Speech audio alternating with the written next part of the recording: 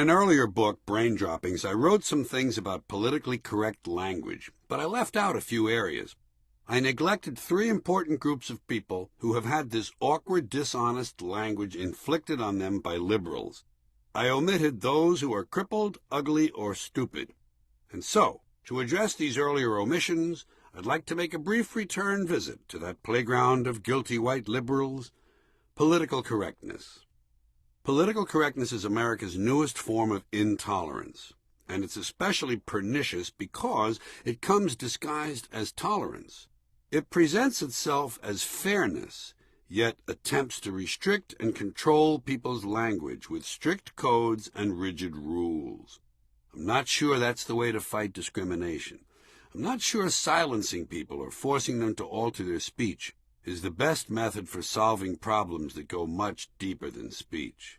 Therefore, those among you who are more politically sensitive than the rest of us may wish to take a moment here to tighten up those sphincter muscles, because I'm going to inject a little realism into the dream world of politically correct speech, especially the words we use to describe one another.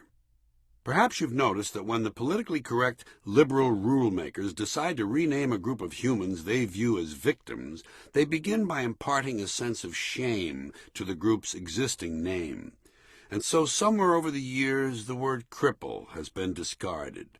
No one mentions cripples anymore. That's because in yet another stunning attempt to stand reality on its head, cripples have been assigned a new designation, the physically challenged.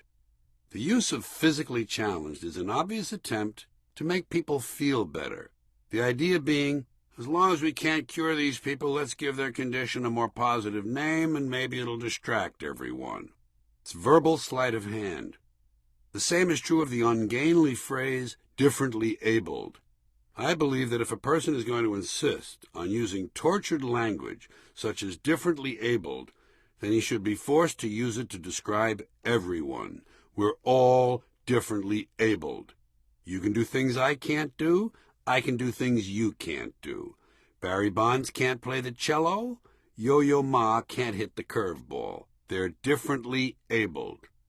It should be explained to liberals, patiently, that crippled people don't require some heroic designation. It's a perfectly honorable condition. It appears in the Bible. Jesus healed the cripples. He didn't engage in rehabilitative strategies to improve the conditions of the physically disadvantaged. Can't these liberals hear how unattractive this language is, how poorly it sits on the ear? Personally, I prefer plain, descriptive language. For instance, and this is a suggestion that will bother some people, but I'm serious about it. Why don't we just call handicapped people defective? You know? We don't mind talking about birth defects. We don't flinch from that. We say Gunther has a birth defect. Isn't that a concession to the fact that people can be defective? Then what would be wrong with calling those people the physically defective?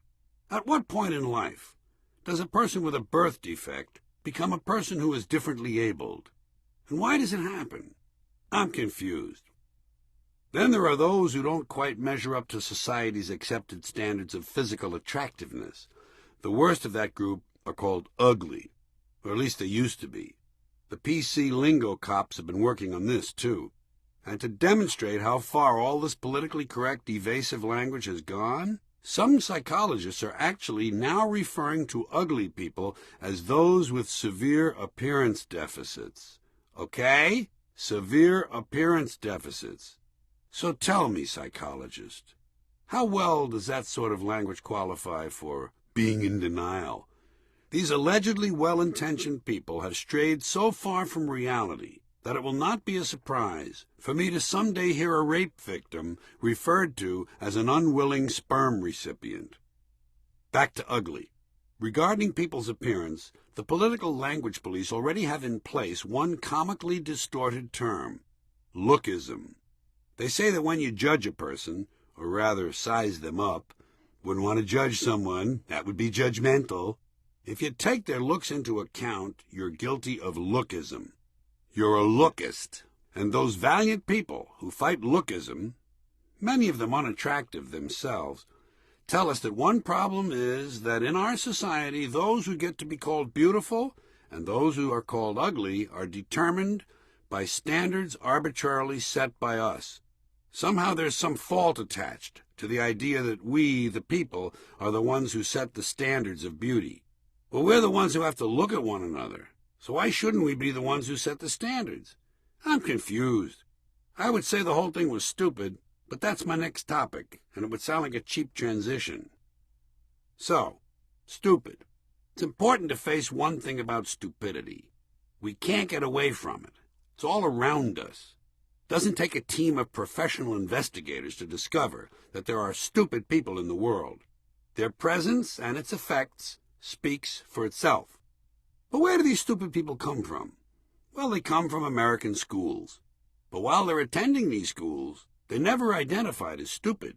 That comes later, when they grow up. When they're kids, you can't call them stupid, which may be contributing to the problem. Unfortunately, kids, stupid or otherwise, come under a sort of protective umbrella we've established that prevents them from being exposed to the real world until at 18 their parents spring them on the rest of us, full grown. There are stupid kids. And I do wish to be careful how I negotiate the minefield of the learning disabled and the developmentally disadvantaged. In other words, those with special needs. All of these being more examples of this tiresome and ridiculous language. I just want to talk about kids who are stupid, not the ones with dings. One of the terms now used to describe these stupid kids is minimally exceptional. Can you handle that? Minimally exceptional. Whatever happened to the old reliable explanation? The boy is slow. Was that so bad? Really? The boy is slow. Some of the other children are quick. They think quickly. Not this boy. He's slow. It seems humane enough to me, but no. He's minimally exceptional. How would you like to be told that about your child? He's minimally exceptional. Oh, thank God for that. We thought he was just kind of, I don't know, slow. But minimally exceptional, wow. Wait till I tell our friends.